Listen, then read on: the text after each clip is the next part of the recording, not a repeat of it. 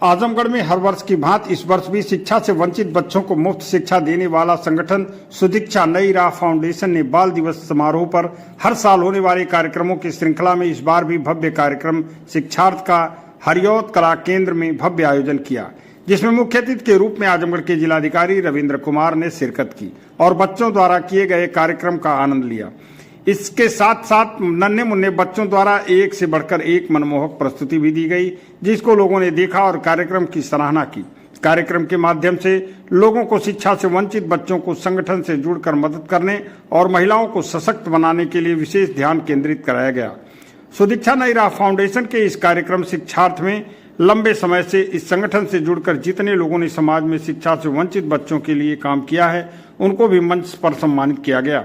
बाल दिवस समारोह के दौरान होने वाले हरियौत कला केंद्र में सुदीक्षा फाउंडेशन ने फिल्म डॉक्यूमेंट्री के माध्यम से भी लोगों को अपने कार्यों के बारे में बताया। जिलाधिकारी रविंद्र कुमार ने मंच से सुदीक्षा नई राह फाउंडेशन के कार्यों की सराहना करते हुए कहा कि समाज को ऐसे लोगों की बहुत जरूरत है और हमेशा समाज को ऐसे लोगों का उत्साहवर्धन करना चाहिए। वहीं जनपद के प्रमुख समाज सेवियों ने सुदीक्षा नई राह फाउंडेशन के कार्य की सराहना की और उन्होंने ढेर सारी बधाई दी। इस मौके पर जिले के कई समाज सेवियों ने क्या कहा, आइए हम आपको सुनाते हैं। सुदीक्षा फाउंडेशन जो हमारे आजमगढ़ में निरंतर कार्य कर रही है गरीब बच्चों को शिक्षा देने का, इस पे लिखा हुआ भी आप पीछे देखेंगे, बहुत ही बढ़िया स्लोगन लिखा हुआ है, सुदीक्षा नई राह। अभी तक जो लोगों की सोच थी, लोगों की मानसिकता थी कि गरीब घर के बच्चों का पढ़ना जैसे श्राप था। ऐसा लगता था कि एक बच्चा गरीब के घर में पैदा हो गया है तो उसे पढ़ने का अधिकार नहीं है। लेकिन सुदीक्षा फाउंडेशन ने, साक्षी पांडे ने और उनकी पूरी टीम ने इस बात को कहीं न कहीं एक मैसेज के रूप में समाज को एक आईना दिखाने का काम किया है कि गरीब के बच्चे को भी पढ़ने का हक है और गरीब के बच्चों को पढ़ा करके निश्चित रूप से ये बहुत ही पुनीत का कार्य कर रही हैं, जिसके लिए हम सुदीक्षा फाउंडेशन के सभी मेंबर का आभार व्यक्त करते हैं कि आपने एक बहुत ही अच्छी पहल इस आजमगढ़ के लिए की है।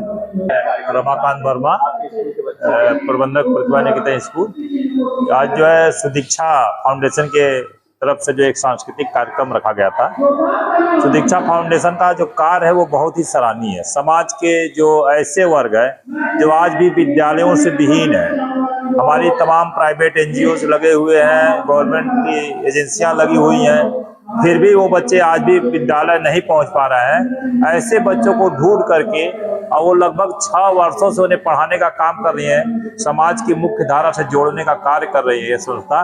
मैं इस संस्था को बहुत बहुत धन्यवाद और साधुवाद देता हूँ।